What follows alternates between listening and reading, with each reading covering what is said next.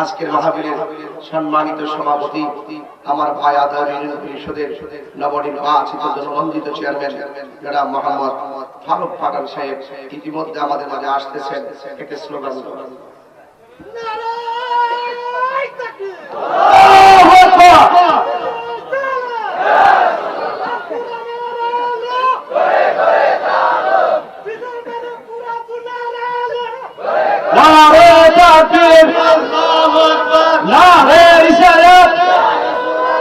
সভাপতি সাহেবের আগমন শুভেচ্ছা, সভাপতি সাহেবের আগমন শুভেচ্ছা। এই মাহফিলের পক্ষ থেকে, এই মাহফিলের পক্ষ থেকে নারে তাকবীর, নারে রিসালাত, ইয়া রাসূলুল্লাহ। সকলে বলি আলহামদুলিল্লাহ। বাবাজিরা আমার, আমি আপনাদের সামনে বেলায়েতের উপরে কিছু কথা বলবো। আমাদের সকলকে যেন আল্লাহ পাক বোঝার তৌফিক দান করে দেন, আমিন। আল্লাহর হাবিব সাল্লাল্লাহু আলাইহি ওয়াসাল্লাম বলেছেন, আল বেলায়াতু জিল্লুন নবুওয়াত, বেলায়াত হলো নবুয়তের ছায়া মোবারক। এই বাংলাদেশে কিছু পাটফাররা আছে যারা বলে মাজার জিয়ারত করা নাকি পূজা করা। মাজার জিয়ারতকে পূজা নাকি জিয়ারত? তো যারা মাজার জিয়ারতকে ওলি আল্লাহর মাজারে খাওয়াকে পূজার সঙ্গে তুলনা করে, এরা কি ঈমানদার না বেঈমান?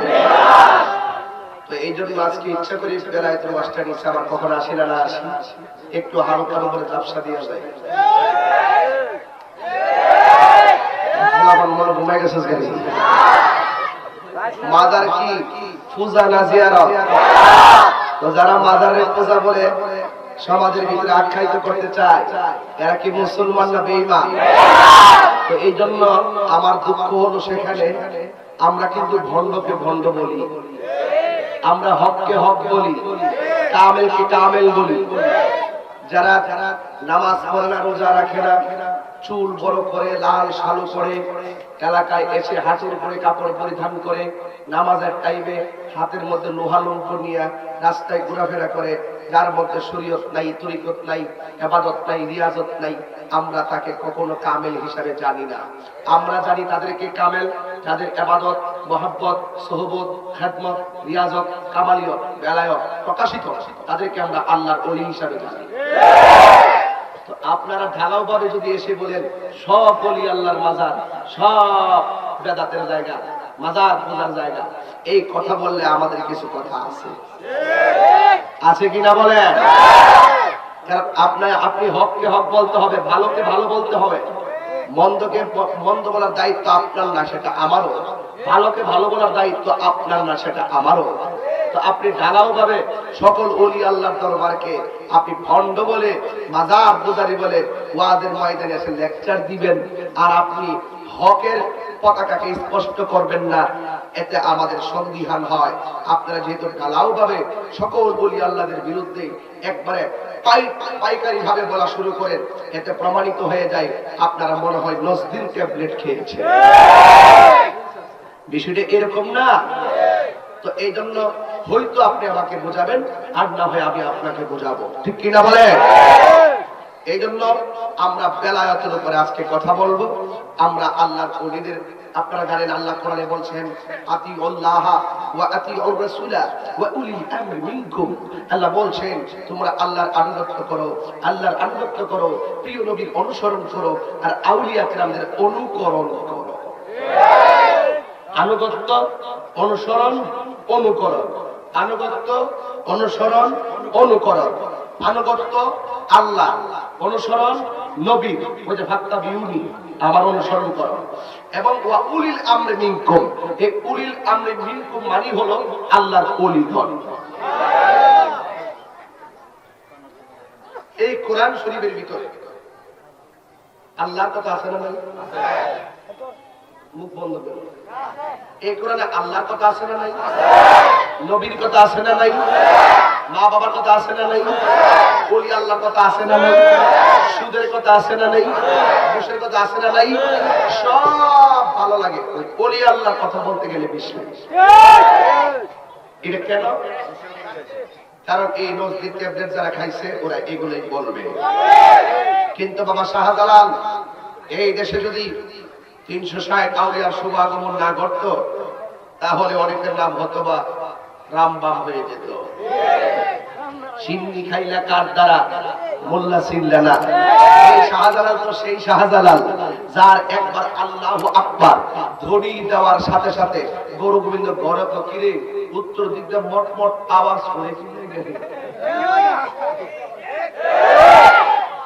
বস আওয়াজ করে কিনে গেছে, বাইরে জন্য তাড়াতাড়ি ঘর থেকে বাইরে গেছে আর ওই গরু গোবিন্দর বিল্ডিং ভাঙ্গা চুর মার হয়ে গেছে। তিনি বললেন চলো আমরা নদীর ওপারে যাব। তিনি সুন্দর করে যাই নামাজ বিছাইয়া দিলেন। অনেকগুলা বিধর্মী হিন্দু ওরা দেখে বলতেছে এই লোকটা পত্রিকায় লড়ি এটি পানির উপরে হারিতেছে, আবার বেহা হইল গিলে গেলি, আবার কি জানে পানির মধ্যে নাক লাগায় কি জানে হতেছে, এরা তো বুঝে না।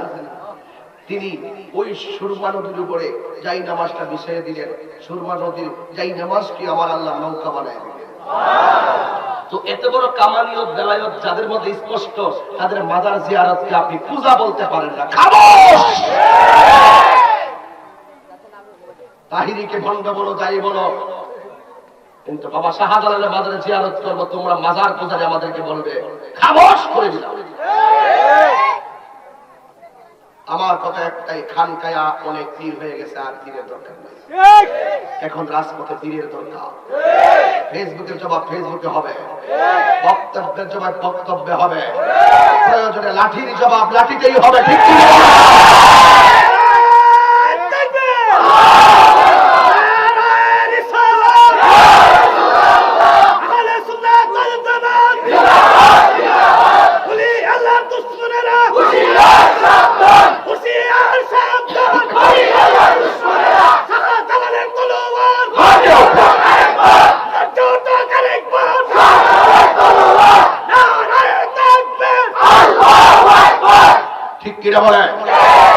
আমার কষ্ট লাগে, দেখেন না আমার কত আক্রমণ করছে। আমি কোনদিন প্রতিবাদ করছি? রাস্তায় মানববন্ধন করছি? আমার 1 কোটি বার বলুক, আমার কোনো আপত্তি নাই। আমার নবীর নিয়ে কটূক্তি করব, কোরআন নিয়ে কটূক্তি করব। যে ওলি আল্লাহর কথা আল্লাহ নিজে কোরআনে বলছেন, আলা ইন্না আউলিয়া আল্লাহ লা খাউফুন আলাইহিম ওয়া লা হুম ইয়াহজানুন। সেই আল্লাহ তৌহিদের গ্যারান্টি দিয়েছেন আমার আল্লাহ, ওয়ারেন্টি দিয়েছেন আমার আল্লাহ। সেই ওলি আল্লাহর বিরুদ্ধে আঙ্গুল তোর কথা করে দেওয়া সময়ের ব্যাপার মাত্র। চাপাবাজের দিন শেষ, বাবা শাহজালালের বাংলাদেশ। আপনারা আওয়াজ শুনে আমি ভয় পাচ্ছি, নাকি আপনারা আবার সেই লোক? তাই আওয়াজ আসতে হচ্ছে কেন? চাপাবাজের দিন শেষ, বাবা শাহজালালের বাংলাদেশ। চাপাবাজের দিন শেষ, মারি বাংলাদেশ। চাপাবাজের দিন শেষ, কোরআনের বাংলাদেশ। চাপাবাজের দিন শেষ, কোরআনের বাংলাদেশ। তোমাকে আমার কথা মানতেই হবে। আজকে দুঃখ লাগে, স্পষ্ট স্পষ্ট আমাদেরকে মাজার পূজারি বলে। আমরা কি মাজার পূজা করে রাখি? আমরা কি মাজার পূজা করি না, জিয়ারত করি? আল্লাহর হাবিব বলছেন তোমরা কবর জিয়ারত করো। কি জিয়ারত? তো কবর জিয়ারত করার কথা যদি রাসূল বইলা থাকে, কেন বলছেন? কেন বলছেন? এই জন্য বলছেন, রাসূল বলছেন যে তোমরা কবর জিয়ারত করো। কেন? কবর জিয়ারত করলে মরণের কথা খেয়াল হয়, দিলটা নরম হয়, আল্লাহর দিকে মনটা ধাবিত হয়। হ্যাঁ, আর মাজার জিয়ারতের কথা বুঝে না করছে। যেখানে সাধারণ কবর জিয়ারতের কথা বলা হয়, আর সেখানে মাজার জিয়ারতের কথা, মাজার জিয়ারত করতে বুঝে না করছে। এই জন্য বলছি দাঙ্গা হাঙ্গামা আমরা চাই না। আমাদেরকে যখন কেউ কটূক্তি করে আমরা তার পাল্টা জবাব দেই। এই জবাব চলছে, চলবে। আল্লাহ রাব্বুল আলামিন বলেন, আলা ইন্না আউলিয়া আল্লাহি লা খাউফুন আলাইহিম ওয়া লা হুম ইয়াহজানুন।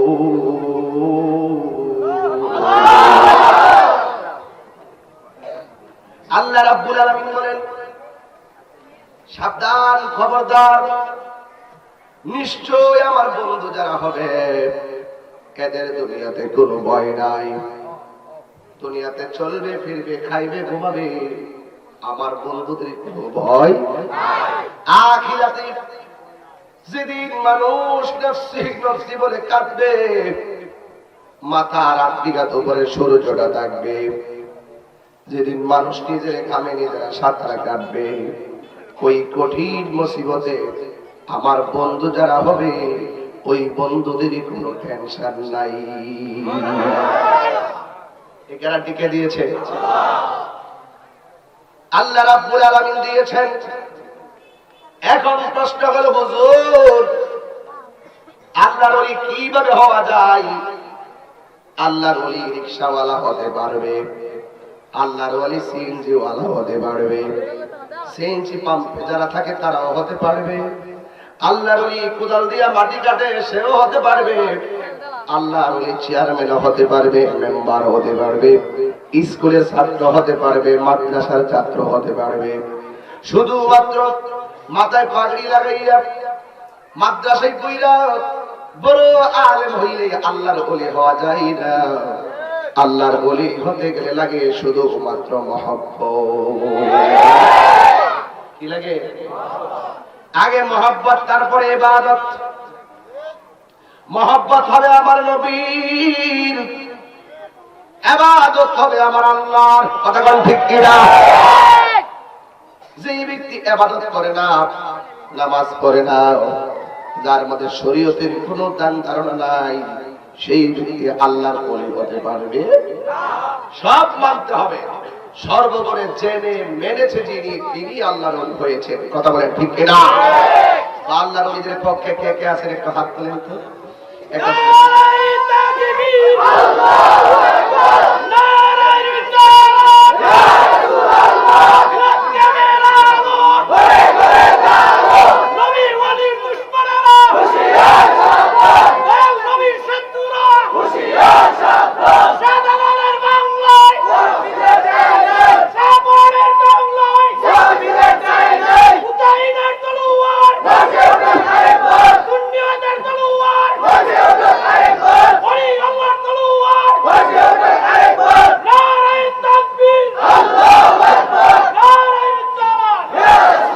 আল্লাহু আকবার বলেন। আমরা নবীর পক্ষে আসি না নাই? নামাজ চাই কি চাই না? এই মাত্র একটা খবর আসলো, মহিলাদের, আমার মা বোনদের প্যান্ডেলের জায়গা হচ্ছে না, তিল ধারণের জায়গা নেই। আপনারা সবাই অত্যন্ত সামনে চেপে চেপে বসুন, যেহেতু আজকে বেলায়েতের ওয়াজ চলতেছে, লাস্টে একটু জিকিরও হবে ইনশাআল্লাহ। রাজি আছি না নাই বলেন? আমার মা বোনদেরকে বলবো, মাহফিল কমিটি আপনারা মা বোনদেরকে সুন্দর এবং নিরাপদ ভাবে বসার সুযোগ করে দেন। আস্তে আস্তে ইনশাআল্লাহ সব পূরণ হয়ে যাবে। একটু মহব্বতের সাথে বলেন আল্লাহুম্মা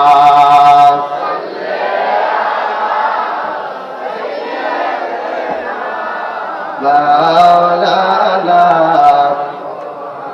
ওয়া আলা আলি সাইয়্যিদিনা।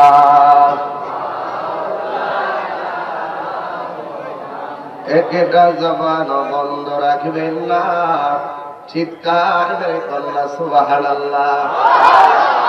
এই বন্ধুরি ও পশ্চিম মাধবপুর আলা হযরত সুন্নি যুব সংঘের বাবারা, ওই যে বেলায়েত ওয়ালা যারা হয়েছেন, যারা আল্লাহ ওয়ালা হয়েছেন, কামাল যারা পেয়েছেন, তাদের লিস্টের ভিতরে আলা হযরতের নাম আছে না নাই?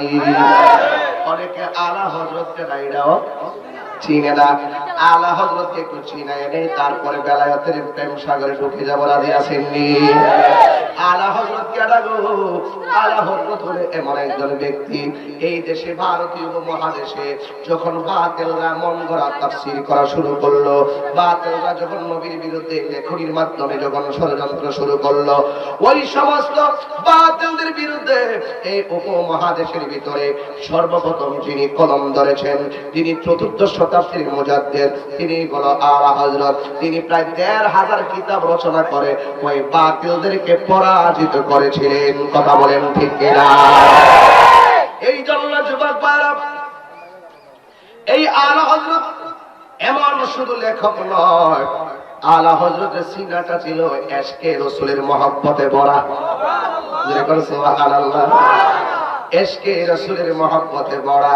ওই আলা হযরত তিনি এমন আলা হযরত যিনি বলেছিলেন, ও পৃথিবীর মানুষ, আমি যখন মারা যাওয়ার পরে সবার কবরটা যতটুকু গভীর করা হয়, আমার কবরটা একটু বেশি গভীর করবা।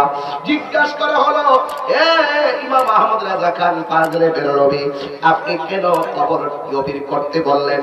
সবার কবর 3.5 হাত, আপনার কবর কেন এত বেশি হবে গো? ইন টাইমে আলা হযরত বললেন, আমার কবরটা একটু গভীর করবা এই জন্য, কারণ কবরের ভিতরে আমার 3টা প্রশ্ন করা হবে। লাস্টের প্রশ্নটা করা হবে আমার নবীকে নিয়ে, কারণ আমার নবী কবরে থাকবেন, আমার নবীকে যেন আমি দাঁড়ায়া দাঁড়ায়া সালাম দিতে পারি, এই জন্য আমার কবরটা একটু গভীর করে দিবি। সেই হলো আলা হযরত, যেই নাম শুনলে অনেকের কলিজায় আগুন ধরে যায়, আছে না নাই বলেন? এই যুবকের দলেরা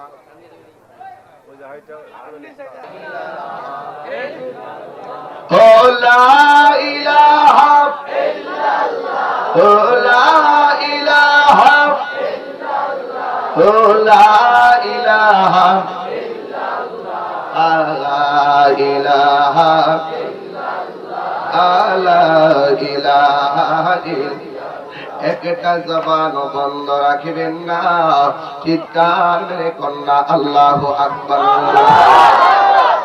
এ বন্ধুরি, ও যুবকের দলেরা, আমি বলতে চেয়েছিলাম আল্লাহর ওলির কথা।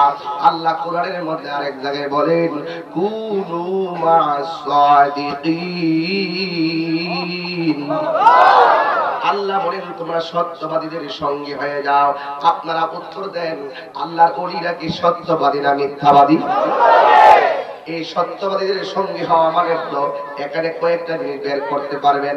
ইমানদাররা সত্যবাদী হয়, মুত্তাকিরা সত্যবাদী হয়, সলফে সালিহিনরা সত্যবাদী হয়, শহীদরা সত্যবাদী হয়, মুস্তাহিদরা সত্যবাদী হয়, ইমামরা সত্যবাদী, ইমামরা সত্যবাদী হয়। কিন্তু ভালো ইমানদার মুমিন মুত্তাকি যারা, পরহেজগার যারা সত্যবাদী হয়, আল্লাহ রাব্বুল আলামিন বলেন কুনু মা'আস সাদিকিন, তোমরা সত্যবাদীদের সঙ্গে হয়ে যাও, কারণ সৎ সঙ্গে স্বর্গবাস, অসৎ সঙ্গে সর্বনাশ। কথা বলেন ঠিক কিনা? এই জন্য যুবক ভাইরা আমার অনুরোধ, যাদের মধ্যে আন্নিফাক বিল ইতিকাদ নাই তারাই সত্যবাদী, অর্থাৎ যাদের ভিতরে মুনাফিকি নাই তারাই সত্যবাদী। ওই সত্য মুক্তি দেয়, মিথ্যা ধ্বংস করে। আল্লাহর ওলি, আল্লাহর জীবনে সত্য আছে না নাই? এ আমার বাবা জিরারি,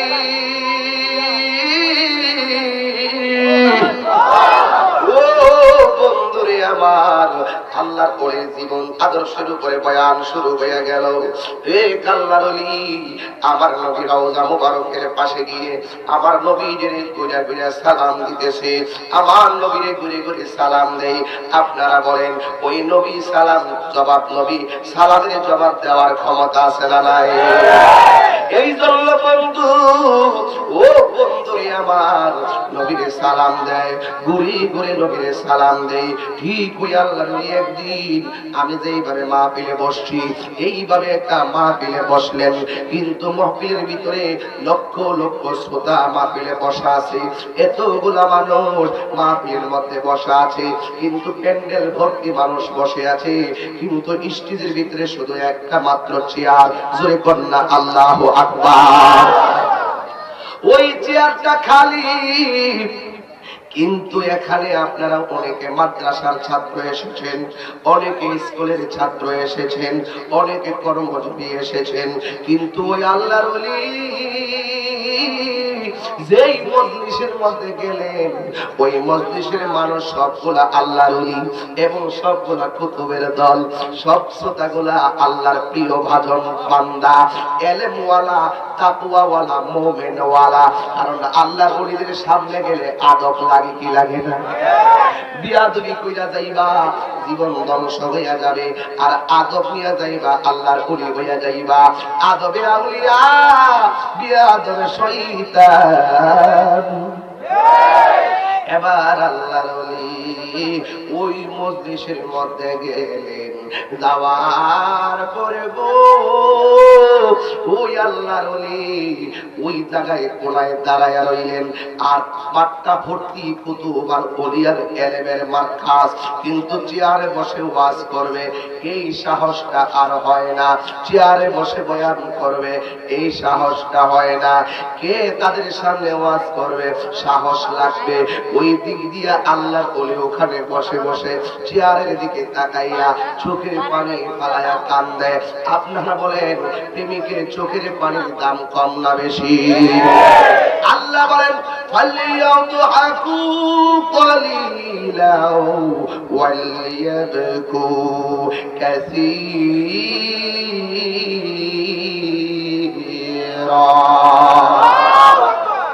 আল্লাহ রাব্বুল আলামিন বলেন, ও বান্দারে বেশি বেশি করে কাঁদো, কম কম করে হাসো। তোমার জীবনে যদি কান্নার পরিমাণ বেশি হয় তাইলে তুমি আল্লাহর কাছে শুকরিয়া আদায় করো। আর তোমার জীবনে যদি হাসির পরিমাণ বেশি হইয়া যায় তাইলে আল্লাহর কাছে তওবা করো। কথা বলেন ঠিক কিনা? যুবকের দল ওই আল্লাহর ওলি ওই কোনায় বসে বসে চোখের পানি ফালাইয়া কাঁদতেছেন। আর আল্লাহর ওলির স্বপ্ন হলো এই হাজার মানুষের সামনে যদি এই চেয়ারে বসিয়া নবীর সম্মান গুলো গাইতে পারতাম তাইলে কতই না নবীর পক্ষে থাকলে কত মানুষ নবীর পক্ষে এসে যোগদান করে ফেলতো। এই কথাগুলো যদি সবার সামনে বলতে পারতাম আমার মনের স্বপ্ন পূরণ হইতো। আপনারা বলেন কার অন্তরে কি নিয়ে আসছেন এই পৃথিবীর কেউ না জানো, আমার আল্লাহ রাব্বুল আলামিন জানে কি জানে না? ইন্নাল্লাহা আলিমুম বিযাতিস সুদূর।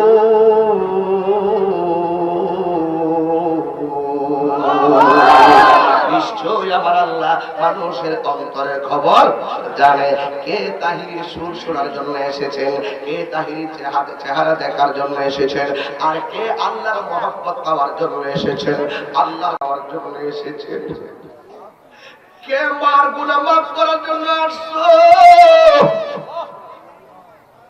কে অভাবী হয়ে আসছো, কে রোগী হয়ে আসছো, কে মা বাবার গুনাহ মাফ করতে আসছো, কে নিজের গুনাহ মাফ করতে আসছো গো। এই পৃথিবীর কেউ না জানো, আপনারা বলেন আমার আল্লাহ জানে কি জানে না? এ বন্ধুরি ওই পাগল এই গুনায় বসে চেয়ারের দিকে তাকায়া তাকায়া কাঁদতে কাঁদতে ঘুমায়া গেছে। ঘুমের ঘরে দেখেন তার সামনে আমার রাহমাতুল লিল আলামিন হাজির হয়ে গেছে। নবী আসার ক্ষমতা আছে না নাই? আমার নবী বলেন মান রাআনি ফিল মানামে ফাকাদ রাআল হক ফা ইন্না শাইতানা লা ইয়াতামাসসালু বি। রাওয়াহুল বুখারী। আমার নবী বলেন যে আমার স্বপ্নে দেখলো সে বাস্তবে দেখলো। ফা ইন্না শাইতানা লা ইয়াতামাসসালু বি, কারণ শয়তান আমি নবীর সূরত ধরতে পারে না। আর জোরে কোন আল্লাহু আকবার। ইয়া রাসূলুল্লাহ ইয়া হাবিবাল্লাহ, হাত ইয়া রাসূলুল্লাহ ইয়া হাবিবাল্লাহ, ইয়া রাসূলুল্লাহ তুমি জীবন তুমি মরণ, আদার ঘরে তুমি আপন, তুমি জীবন তুমি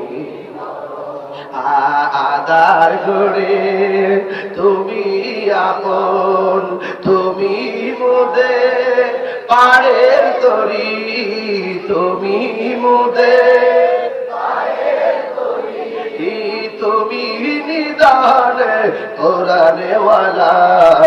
ইয়া রাসূলুল্লাহ ইয়া হাবিবাল্লাহ, ইয়া রাসূলুল্লাহ ইয়া হাবিবাল্লাহ, ইয়া রাসূলুল্লাহ রাসূলুল্লাহ তুমি মোদের আশার আলো, তাই তো তোমায় বাসি ভালো, তুমি মোদের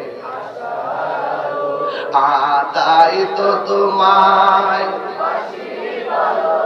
আর হৃদয় নামের ফুলদানিতে, হৃদয় নামের এরেতে রেখেছি প্রেমের মালা, ইয়া রাসূলুল্লাহ ইয়া হাবিবাল্লাহ, ইয়া রাসূলুল্লাহ মাশাআল্লাহ আল্লাহ, ইয়া রাসূলুল্লাহ বল, ইয়া রাসূলুল্লাহ হাবিবাল্লাহ, ইয়া রাসূলুল্লাহ, ইয়া রাসূলুল্লাহ। কেমনে ইয়া রাসূলুল্লাহ রে ফালতু স্লোগান কইলো, কেমনে ইয়া রাসূলুল্লাহ, কেমনে ইয়া রাসূলুল্লাহ রে, কেমনে ইয়া রাসূলুল্লাহ রে ফালতু স্লোগান কইলো রে নবী। আমার বুঝে আসে না, সাহাবারা সব সময় নবীরে কইতো ইয়া রাসূলুল্লাহ, আমার নবীর ইয়া রাসূলুল্লাহ বলা বলি ফালতু স্লোগান কোন জামানায় পড়ছি। ও নবী গো, তুমি যে বলছিলা এমন একটা সময় আসবে ঈমান রাখলে, জ্বলন্ত আঙ্গুল হাতে রাখলে যেমন কষ্ট, মনে হয় আর চাইতে বড় কষ্টে আছি গো নবী। কেউ কষ্ট না বোঝো, আপনি নবী তো বোঝেন গো, মায়ার নবী গো। এরা যদি 1000 আপনার নাম নিতে না চায়, আল্লাহ তো কইছে বন্ধু গো, এই পৃথিবীর কেউ যদি তোমার না ডাকে গো, আমি আল্লাহই যথেষ্ট তোমাকে ডাকার জন্য। এই জন্য আপুরে, কবরে তোর বাবাই উপকার করতে পারবে না রে, কবরে তোর বন্ধু যাবে না গো। এই কবরে যিনি আমার আপন হবে রে, তিনি আমার রহমাতুল লিল আলামিন। একটু দিলটা লাগায় কর, ওরা যত বলবে ফালতু স্লোগান, আমরা বলবো ততই ঈমানি স্লোগান। কথা বলেন, এর আওয়াজ বন্ধ হলো কেন? জুড়ে বলো, ঠিক কি না বলো? দিয়া বলো, ইয়া রাসূলুল্লাহ ইয়া হাবিবাল্লাহ, ইয়া রাসূলুল্লাহ ইয়া হাবিবাল্লাহ, ইয়া রাসূলুল্লাহ এ তুমি জীবন, তুমি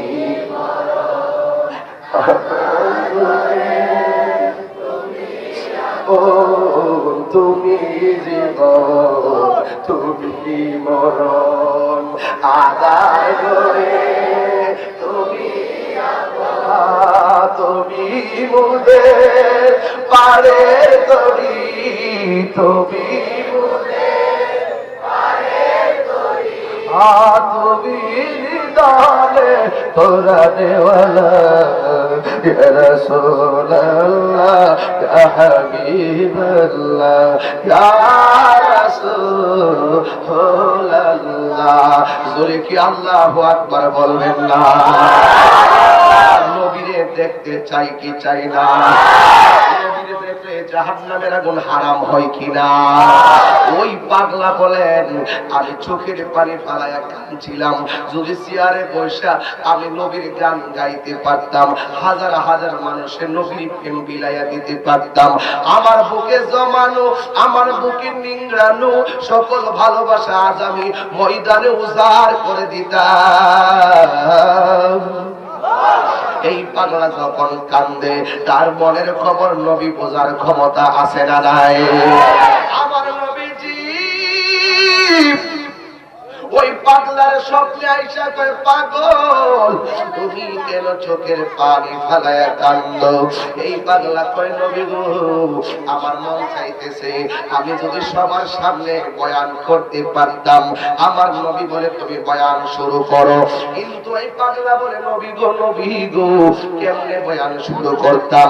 কারণ কেমনে বয়ান শুরু করতাম আমি তো পারতেছি না, আমার ভয় লাগে, মানুষের সামনে কথা বলতে আমার আনিজে বেশি লাগে, কেমনে বয়ান করব? আমার নবী ডাক দিয়া কই, পাগল, তুমি যদি তোমার ভয় লাগে, আমি নবী তোমার ভয় দূর করে দিব, তোমার জবানটা হা করো।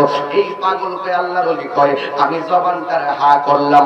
হা করার পরে আমার নবী আমার মুখের মধ্যে থুতু মুবারক দিলেন। আমার নবী কয়, তুমি থুতু মুবারকটা খেয়ে দাও। একবার থুতু মুবারক দিলেন, থুতু মুবারকটা খেয়ে ফেললেন, আবার থুতু মুবারক দিলেন, আবার খেয়ে ফেললেন, আবার থুতু মুবারক দিলেন, আবার খেয়ে ফেললেন। একবার, দুইবার, তিনবার, চারবার, পাঁচবার, ছয়বার, আমার নবী তারে 7 বার থুতু মুবারক দিলেন। বন্ধুরি, ও বন্ধু, ও বন্ধুরে আমার, এই পাগলা বলেন আমার নবী 6-7 বার থুতু মুবারক দিয়ে আমার নবী চলে গেলেন। যেই মাত্র নবী বিদায় নিতেছিল, এই পাগলা ইয়া রাসূলুল্লাহ বলে একটা চিৎকার মাইরা দিয়েছে, কারণ নবীর কাছে পাইছে, এখন নবী বিদায় নিতেছে। পাগলা ঘুমের ঘরে ইয়া রাসূলুল্লাহ বলে চিৎকার দিয়া ঘুমটা ভাঙিয়া গেছে।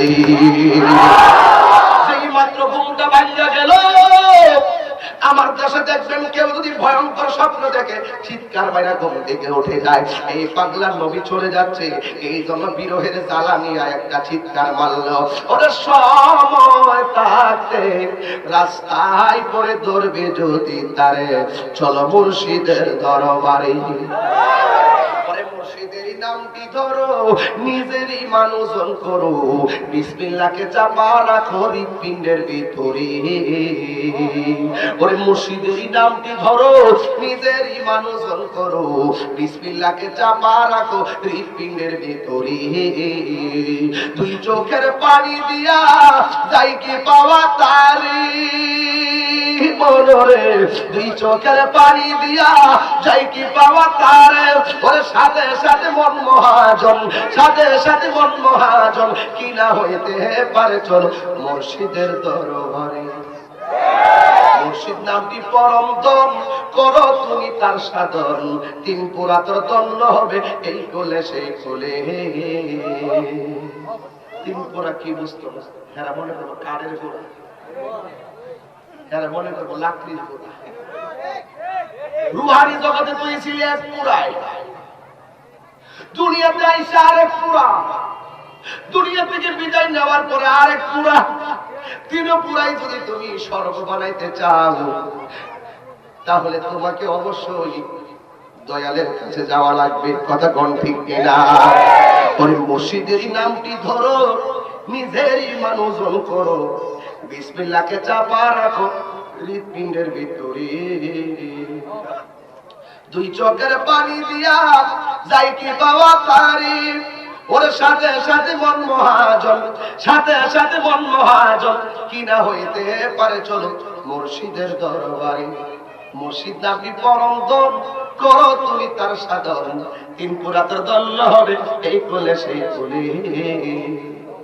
আহা, বাদের রঙে সঙ্গ ধরে বাদের প্রেমে পড়ে, আর সাথে সাথে মন মহাজন, সাথে সাথে মন মহাজন, কি না হইতে পারে চলো মুর্শিদের দরবারে। এ বন্ধুরে, আর বেশি লম্বা নয়, তবে একটি কথা শুনে রাখেন, দিনের বেলার মাহফিল আপনাদের কাছে শুধু বোঝাইতে চাই, আমরা মাজার পূজা করি না, আমরা মাজার জিয়ারত করি। কথা বলেন ঠিক কিনা? কথা একটাই হবে আজকে, যা তাকে কপালে কথা হবে বিকালে। কথা বলেন ঠিক কিনা? বলেন। আমার নবী 7 বার থুতু মুবারক দিলেন। এই পাগলা বলেন, নবী যখন চলে গেল, আমি ঘুম থেকে উঠে গেলাম, ওয়াল্লাহ আল্লাহ বিল্লাহ, আমি স্বপ্নে দেখলাম নবী থুতু মুবারক দিল। আমি ঘুম থেকে ওইটা দেখি রে, আমার জিহ্বার মধ্যে আমার নবীর থুতু মুবারকের স্বাদ লাগতেছে। তারা জোরে গোটা আল্লাহু আকবার। আমার জীবন নবীর থুতু মুবারকের স্বাদ লাগতেছে। এবার পাগলা বলেন, আমি নবীর থুতু মুবারকটা খাওয়ার পরে আমার অন্তরে একটা সাহস চলে আসলো।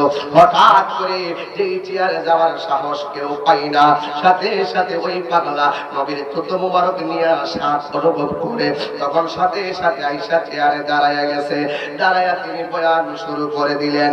এমন বয়ান শুরু করছে রে বাবা, সকল মানুষ তার বয়ানে পাগল হইয়া গেছে।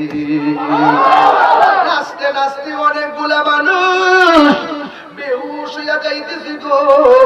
এই জন্য যুবক ওই লোকটা আওয়াজ করতে করতে করতে করতে হঠাৎ করে লোকটা আওয়াজ বন্ধ হয়ে গেছে।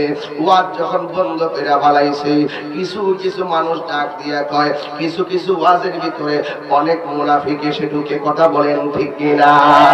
এই ওয়াজের ভিতরেও কিছু লোক আসছে যারা আমার লাইক করে না, কিন্তু আসছে ওয়াজটা শোনার জন্য, জাস্ট আইডিয়া যে তাহিরি কি বলে, তাহিরি কি বলে। আরে শোনো শোনো বন্ধু, আমি যদি না বলি বুঝাইয়া তোমার দলে নিয়ে নাও, তুমি যদি না বুঝো আমার দলে বুঝে আসো, কিন্তু দাঙ্গা হাঙ্গামা নয়, বুঝলে বুঝ, না বুঝলে মোজ। এই গরম লাগতেছে এখন এত মোজ খাও, কথা কোন ঠিক কিনা। এই জন্য বন্ধু এবার পাগলা ওয়াজ বন্ধ করে দিল। কিছু কিছু টোটাল হামানো ঢুকছিল ওয়াজের ভিতরে, এরা হলো মুনাফিক। ওরা কিন্তু সব সময় ধরবে না, সুযোগ পাইলে ধরবে, কথা কোন ঠিক কিনা। মুনাফিকরা ডাক দিয়া কয়, আমরাই ওয়াজ করতে সাহস পাই না, কোথায় থেকে দৌড়ায় আইসা ওয়াজে বসে গেছে।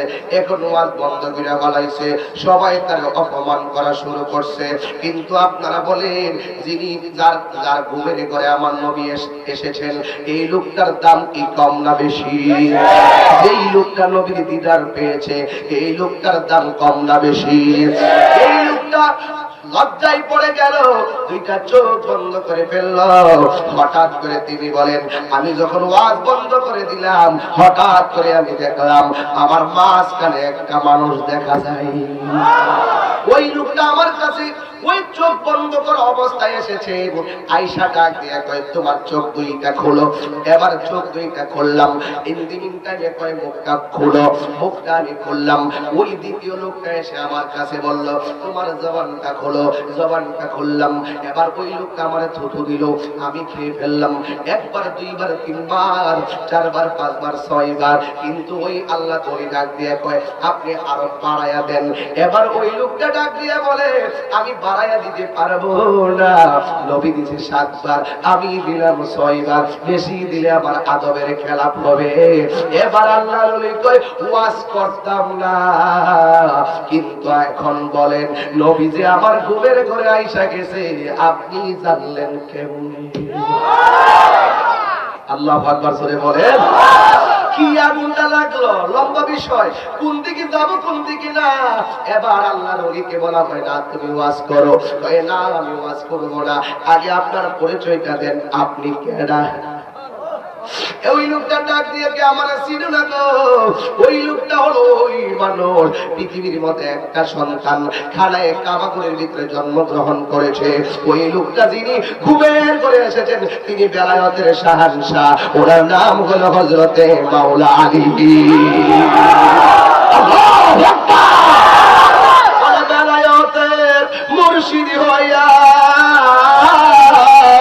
আসিলেন দিনে, ওরে মুর্শিদকে না পাইলে কি আর রাসূল পাবি, কথা কোন ঠিক কিনা।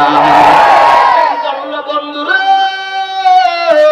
ও মাধবপুরীরা পুরী, জেনে জ্ঞানে আমলে আউলিয়া, জেনে জ্ঞানে আমলে আউলিয়া, জ্ঞান আছে জ্ঞান নাই, জ্ঞান আছে আমল নাই, এরা কোনোদিন আল্লাহর ওলি হতে পারবে না, কথা বলেন ঠিক কিনা।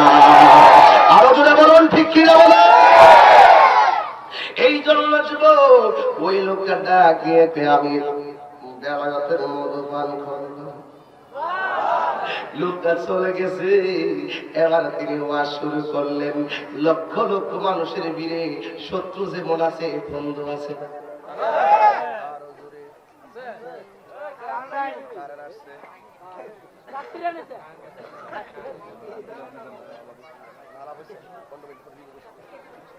থাকবে সুন্নিয়ত, কথা বলেন ঠিক কিনা? যখন জিয়ারত বন্ধ হয়ে যাবে তখন সেখানে বাতিলের বিচরণ হবে, আমরা ঘরের কোনায় বসে যেতে হবে। এই মাজারকে রক্ষা করার জন্য হাজারো হাজারো সুন্নি জনতা জীবন দিতে প্রস্তুত, কথা বলেন ঠিক কিনা?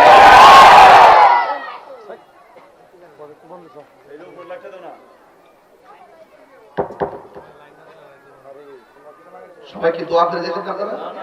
ইনশাআল্লাহ দোয়া করে যাবেন তো? তাহলে মহব্বতের সুর মহব্বত লাগাই করেন আল্লাহুম্মা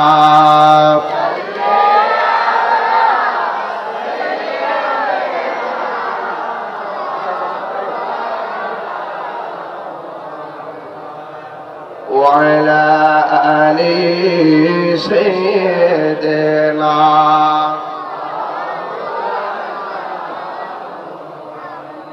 আল্লাহর ওলির জীবনে কি সুদ খায়? যারা ওলি আল্লাহ হয় তারা কি ঘুষ খায়? যারা ওলি আল্লাহ হয় তারা কি মিথ্যা বলে? যারা ওলি আল্লাহ হয় তারা কি মুনাফিকি করে? যারা আল্লাহর ওলি হয় তারা কি গাঞ্জা টানে? তাহলে আমার দেশের ভিতরে একটা কথা আছে, ওই ওলি আল্লাহর দরবারে নাকি গাঞ্জা ব্যবসা করা হয়। আমি বলবো দোস্ত, ওলি আল্লাহর মাজারের ডানে বামে কেউ যদি গাঞ্জা খায় এটা গাঞ্জা করার দোষ। কেউ যদি ওলি আল্লাহর মাজারে গিয়ে মদ খায় এটা মদ করার দোষ। কেউ যদি ওলি আল্লাহর মাজারে গিয়ে ইয়াবা সেবন করে এটা হলো ইয়াবা করার দোষ। কেউ যদি যাইয়া হারাম খায় এটা হারাম করার দোষ। কিন্তু এতে আল্লাহর ওলির কোনো দোষ নাই। মসজিদে গিয়ে জুতা চুরি করে নিয়ে গেল, ইমাম সাহেবের কোনো দোষ দেওয়া যাবে না, কথা বলেন ঠিক কিনা?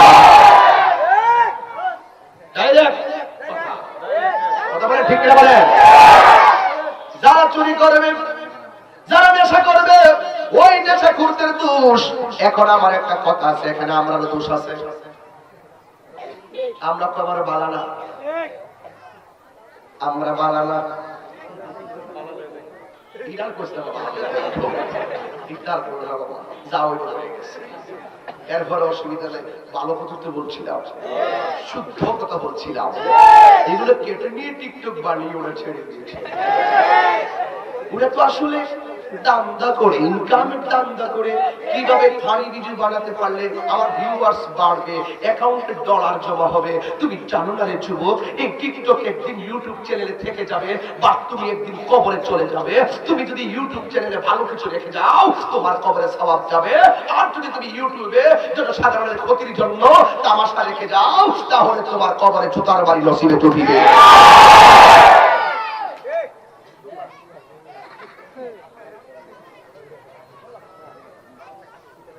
আমরা দোষ আছে, আমরা দোষ কি? ওকে দিছ তো ফায়দা বানাও সাদিয়ে দিতে আছে, কারণ প্রমোশন হচ্ছে। আবার কফিলে আইলে আবার আরেকটা বাড়ি ঘুরো, সিটাগাং গিয়া মালাই সাটাইছি, আয় সা ন হাই মালাই হাই, যে মাত্র কইলাম মালাই সাইন না দিছে, মারহাবা কর।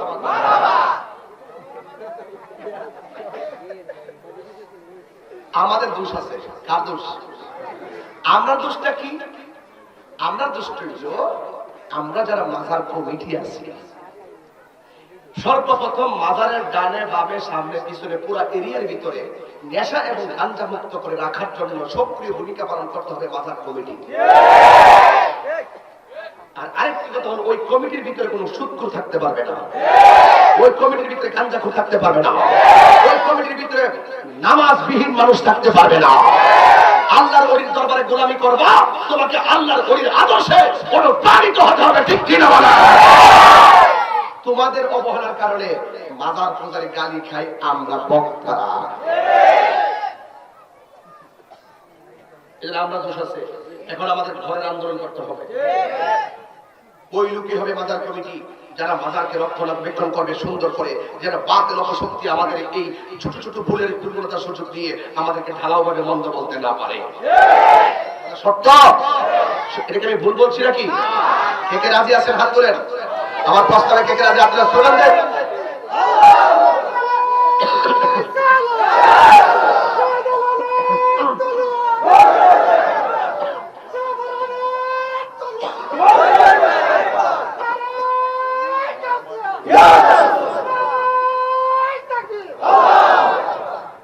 আল্লাহু আকবার জোরে কর, সকলে আল্লাহু আকবার জোরে কর।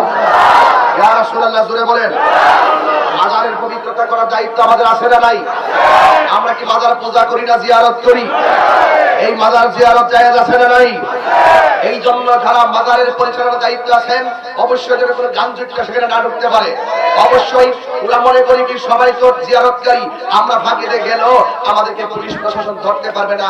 ওরা বিভিন্ন প্রশাসনিক চাপ থেকে বাঁচার জন্য যদিও ওরা ভিতরে ঢুকে কোথাও ইয়াবাকে আবার সেবন করে, এটা ইয়াবাকুর বাটপারের দোষ। কারণ ভালো কাজে কিছু বেজাইনা লোক থাকে। কথা বলেন ঠিক না ঠিক? তো এই জন্য আমাদের সকলকে সক্রিয় ভূমিকা পালন করতে হবে। রাজি আছি না নাই বলেন? রাজি আছি না নাই বলেন? আর একটা কথা আমার বলতে হবে, বলবো মাজারের বাক্সে টাকা পড়ে কিনা? এই টাকা নিয়ে আপনি বিল্ডিং তিনতলা করবেন, কোন দলিল হয়েছে? দলিল দেন। এগুলো আমরা না বলতে বলতে একদল কোটি কোটি টাকা বানাইয়া বড় বড় অঙ্কের হাতিয়ে দিয়া লন্ডন আমেরিকা যাইয়া বড় বড় আলাপ করে আবার আমাদের সাথে। আমরা সুন্নিরা যখন জিয়ারত করতে যাই তখন আমাদেরকে বলে যে হুজুর আপনি একটু রিস্কে আছেন, আপনি এদিকে আইসেন না। এরকম বহু তথ্য আমাদের কাছে জমা আছে। এগুলো নিয়ে আপনি বিল্ডিং 10 তলা বিল্ডিং বানাবেন, আপনি কোথায় থেকে পাইলেন? একটা দলিল আমাকে দেন। আপনি পরিশ্রম করেন, রক্ষণাবেক্ষণ করেন, সেটা আমাদেরকে আপনি প্রয়োজনে, আমরা প্রয়োজনে আলাদা ফান্ড দেবো আপনার জন্য।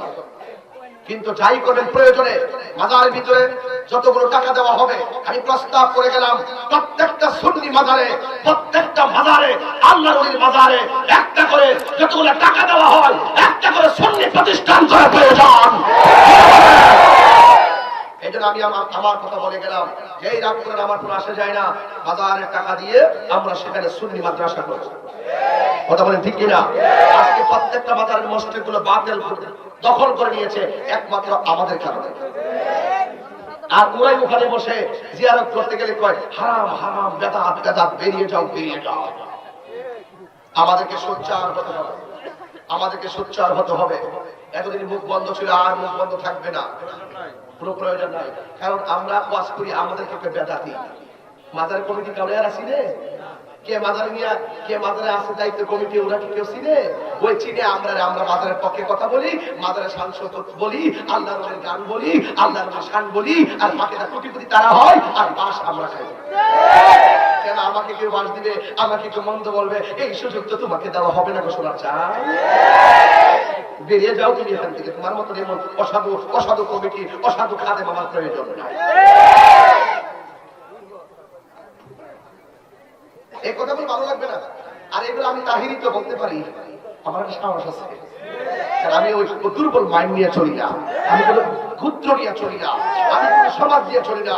আমি সারা বাংলাদেশ নয়, সারা বিশ্ব নিয়ে চিন্তা করার পরিকল্পনার মাইন্ড আমার অন্তরের ভিতরে আছে। আমি দেশ নিয়ে ভাবি। আমি বাংলায় শান গাই, আমি বাংলায় কথা কই, বাংলায় আমার সকল আনন্দ, বাংলা প্রাণের সুখ। আমি একবার দেখি, বারবার দেখি, দেখি বাংলার মুখ।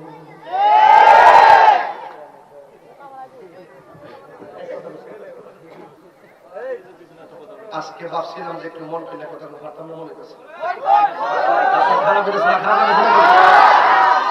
এই কথাগুলো প্রয়োজন আছে কিনা বলেন? এই বেলায় চলাস দোষী একমাত্র এই কারণে, বাবা আপনার 5টা সন্তান, আপনার 5টা সন্তান আমি একদিনে ওয়াজ করে আপনাকে আপনার ভক্ত বানাতে পারবো না। এই সন্তানকে আপনার কদমে রাখতে গেলে আপনি বাবা হিসাবে ভূমিকা পালন করতে হবে, আপনি মা হিসাবে ভূমিকা পালন করতে হবে। সন্তানকে সুশিক্ষিত শিক্ষিত আমি বানাবো না, সন্তানকে সুশিক্ষিত হওয়ার জন্য আমি প্রস্তাব করবো, জানে মালে বুদ্ধি পরামর্শে আপনাকে ভূমিকা পালন করতে হবে। ঠিক কিনা বলেন? এই মাদ্রাসায় আপনার সন্তানগুলোকে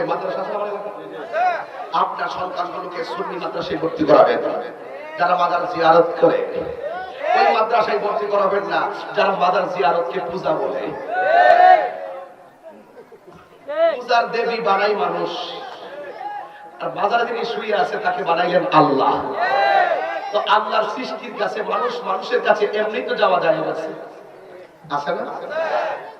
Humanity is the very important element for our life. মানবতাই হলো মানুষের সবচেয়ে শ্রেষ্ঠ সম্পদ।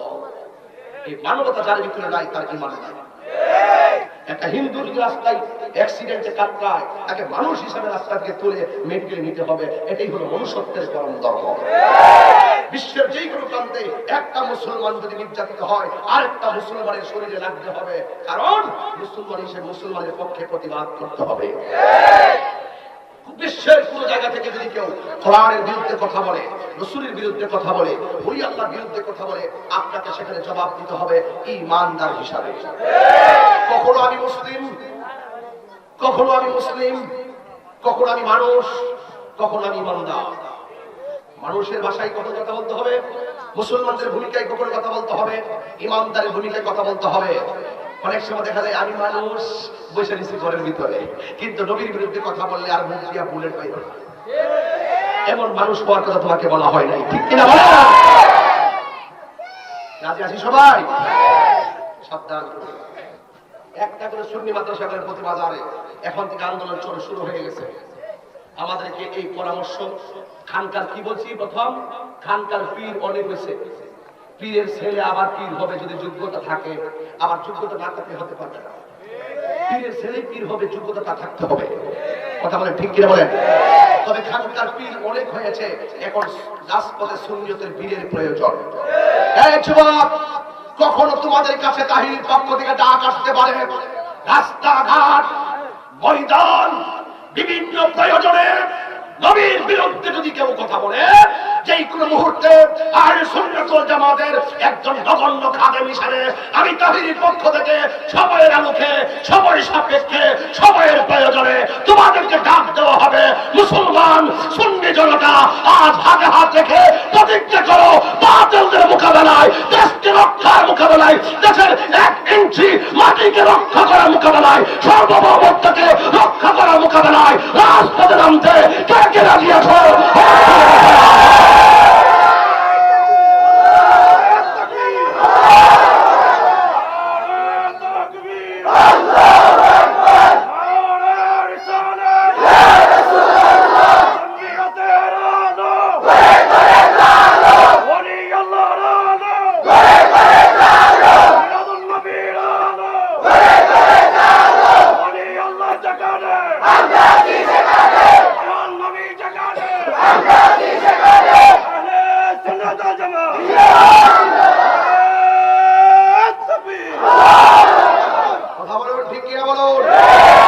আমি সেদিন চন্দ্র ডাক বাংলায় বলেছিলাম, হক কথা বলতে অনেকে স্বজনপ্রীতি করে। চরমোনায় কেউ যদি অন্যায় করে, চরমোনায় কেউ প্রতিবাদ করে না। জামাতের কেউ যদি অন্যায় করে, জামাতের কেউ প্রতিবাদ করে না। হেফাজতের কেউ যদি অন্যায় করে, হেফাজতের কোনো আলেম তার বিরুদ্ধে প্রতিবাদ করে না। সুন্নিদের ভিতরে অনেকে আছে অন্যায় করে, কিন্তু অনেক সুন্নিরা ঘুমিয়ে থাকে। আমার কথা হলো, যে অন্যায় করবে, আমিও যদি অন্যায় করি, আপনি আমাকে বলা দায়িত্ব, আমাকে আপনার ধরতে হবে। যতদিন পর্যন্ত ন্যায়ের কথা বলতে গিয়ে স্বজনপ্রীতি ভঙ্গ না করবেন, হক কথা বলতে গিয়ে স্বজনপ্রীতি ভঙ্গ না করবেন, যতক্ষণ পর্যন্ত অন্যায়কে অন্যায় হিসেবে না চিহ্নিত করবেন, ততক্ষণ পর্যন্ত অন্য ধর্মের লোক যদিও আমার নবীর বিরুদ্ধে কথা বলে, তাদের বিরুদ্ধে 100 আন্দোলন করলো লাভজনক হবে না। কারণ যে কেউ নবীর বিরুদ্ধে কটূক্তি করবে, আপনাকে জবাব দিতে হবে। কথা বলেন ঠিক কিনা? আজকে এই দেশে অনেক আন্দোলন করা হয়। আজকে এই দেশে প্রিয় নবীর বিরুদ্ধে, কটূক্তিকারীর বিরুদ্ধে অনেক আন্দোলন দেখেছি। কোরআনের বিরুদ্ধে কটূক্তিকারীর বিরুদ্ধে আন্দোলন দেখেছি, মাজারের বিরুদ্ধে কটূক্তিকারীর বিরুদ্ধে আন্দোলন আমি দেখেছি, ইসলামের বিরুদ্ধে কটূক্তিকারীর বিরুদ্ধে আন্দোলন। একটা আন্দোলন বাস্তবায়ন হয় নাই।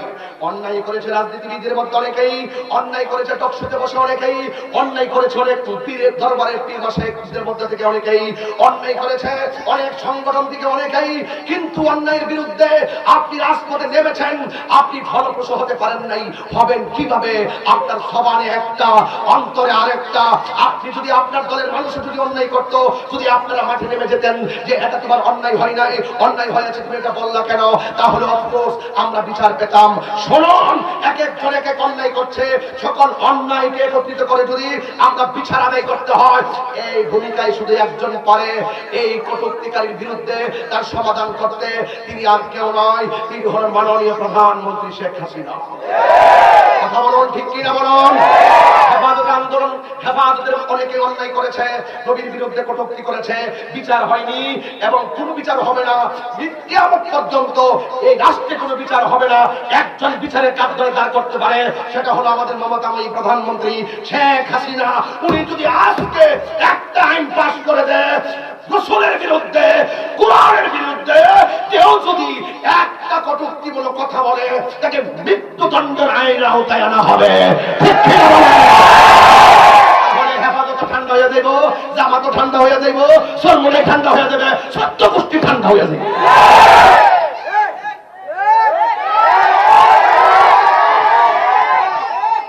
তাহেরি বিরুদ্ধে আন্দোলন করলে তাহেরি কিছুই করবে। যতক্ষণ আইন হবে, যখনই আইন হয়ে যাবে, আইনের প্রতি আমরা বাংলাদেশের সবাই প্রত্যাশী।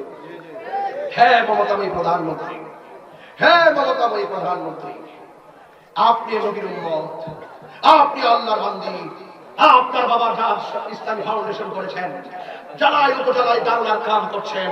আপনি আজকে টাইম পাস করে দেন, আজ থেকে কেউ যদি নবীর বিরুদ্ধে কথা বলে তাকে সর্বোচ্চ শাস্তির মোকাবেলা করতে হবে এবং এই দেশের সর্বোচ্চ শাস্তির বিধান আপনাকে কার্যকর করুন।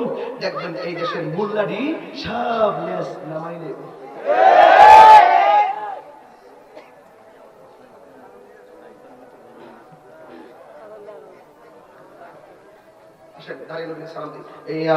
মাধবপুর সর্বপ্রথম যে মাহফিলে আসছেন ওনার বাড়িতে আমি 17 বছর আগে আসছিলাম, 16 বছর মনে হয়, তাই 16 বছর আগে প্রথম আসছিলাম।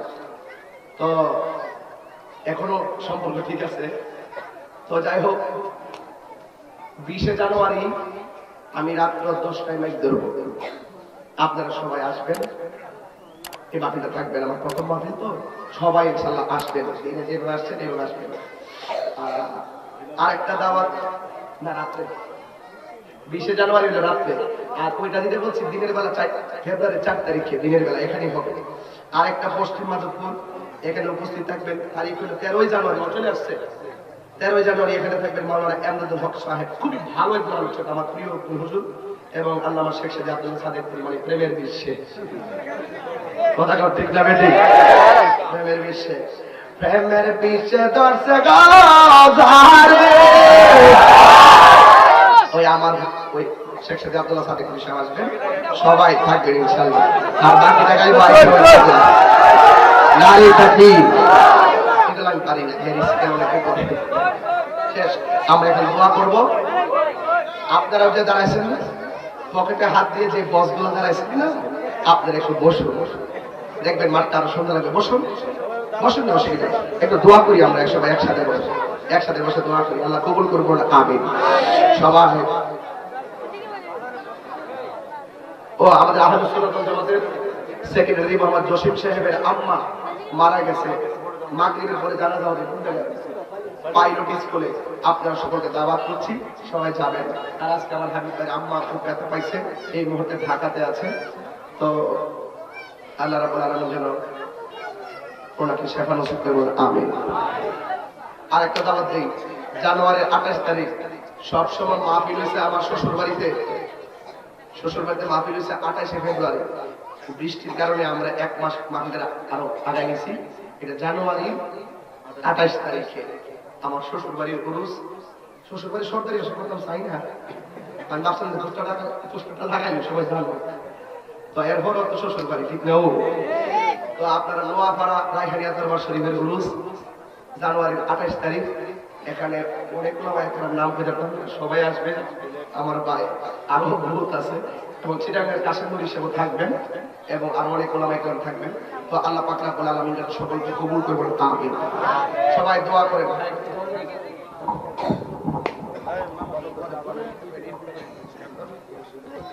আপনারা সবাই আমরা দোয়া করে যাবো ইনশাআল্লাহ। ভাইয়ের মুখে একটু 2 মিনিট কথা শুনুন।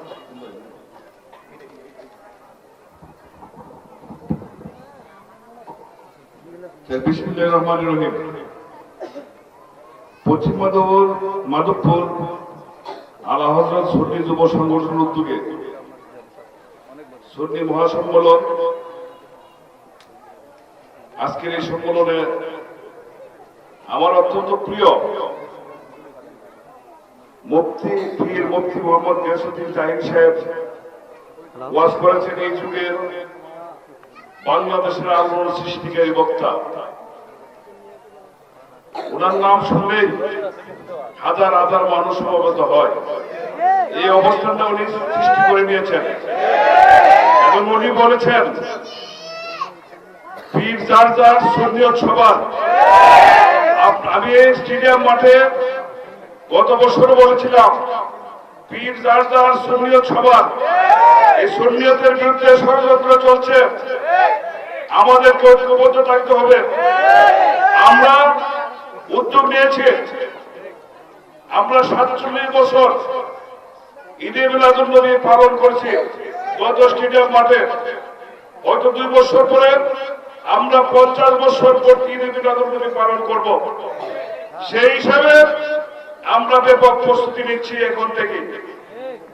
আপনাদেরকে আমাদের আহ্বান থাকবে, আপনাদের পিছরাব যার যার সুন্নিয়ত সবার। আমরা চাই 2 লক্ষাধিক মানুষের সমাগম ঘটিয়ে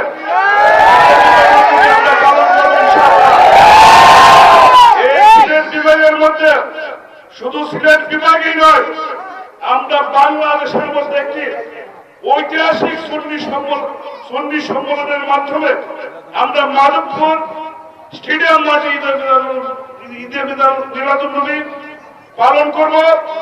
সেই জন্য আমরা একটা প্রস্তুতি নিচ্ছি। আমার মুফতি বিশ্বহুজুরে বলছেন উনি প্রয়োজন হলে আহ্বায়ক হিসেবে কাজ করবেন। আপনার যত খানকা শরীফ আছে, খানদুরা হাবিলি আছে, উনিও বিশ্বহুজুরের দরবার শরীফ আছে, যত দরবার শরীফ আছে সব দরবার শরীফের পীর সাহেব উলামায়ে কেরামদেরকে আমরা আহ্বান করব, আপনারা সম্মিলিতভাবে ঐক্যবদ্ধভাবে আপনার বক্তব্য দান যারা আছে তাদেরকে সমাবেত করে এখন থেকে প্রস্তুতি নেওয়ার জন্য বলবেন। আজকে এই সুন্নি সম্মেলনের পশ্চিম মাধবপুরের মঞ্চ থেকে আপনাদের প্রতি আমার উদাত্ত আহ্বান, আপনারা সেই কাজটি করুন।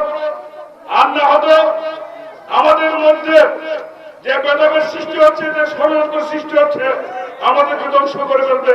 আমরা ধ্বংস হতে চাই না, আমরা ঐক্যবদ্ধ চাই। পরিশেষে আজকে এই যে মাহফিল সুন্নি মহাসম্মেলন, এই সুন্নি মহাসম্মেলনের সভাপতিত্ব করতেন একজন সুন্নিয়তের অতন্ত্র ভরি মরহুম ফরিদ মিয়া সাহেব। উনি গত বছর এই সুন্নি সম্মেলনে সভাপতিত্ব করেছেন, উনি আজকে দুনিয়াতে নাই। আমি বিশ্বহুজুরের কাছে ওনার আত্মার মাগফিরাত এবং দোয়া চেয়ে, আমার জন্য দোয়া চেয়ে সবাইকে আমার অন্তরস্থল থেকে মুবারকবাদ জানিয়ে আমি আমার বক্তব্য শেষ করছি। আসসালামু আলাইকুম ওয়া রাহমাতুল্লাহি ওয়া বারাকাতুহু। বাইরের মেয়েকে বলতে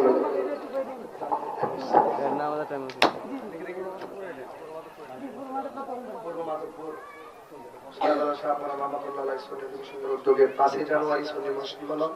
এখানে উপস্থিত থাকবেন আরেক ফাতেমা আমার বন্ধু মাওলানা মুফতি জসিমউদ্দিন মুজাহিদি, দয়ালের ফেরমজালা, আর আলহাজ মুস্তাফা কাদেরী সাহেব আল-ওয়াইসি সাহেব থাকবেন। সকলকে দাওয়াত করছি। আল্লাহুম্মা আমিন। রব্বানা যালামনা আনফুসানা ওয়া ইল্লাম তাগফির লানা ওয়া তারহামনা লানাকুনান্না মিনাল খাসিরিন।